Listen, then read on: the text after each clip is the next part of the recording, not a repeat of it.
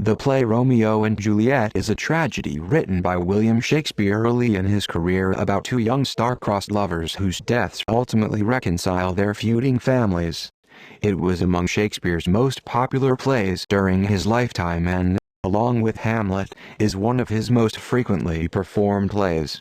Today, the title characters are regarded as archetypal young lovers.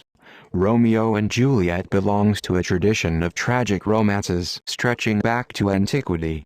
Its plot is based on an Italian tale, translated into verse as The Tragical History of Romeo and Juliet by Arthur Brooke in 1562 and retold in prose in Palace of Pleasure by William Painter in 1567.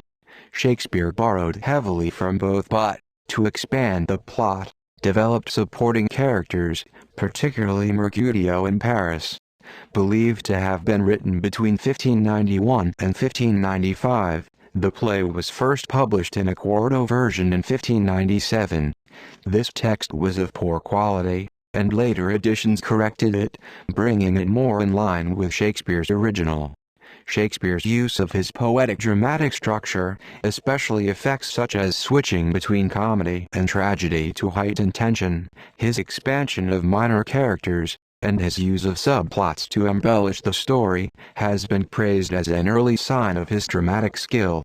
The play ascribes different poetic forms to different characters, sometimes changing the form as the character develops.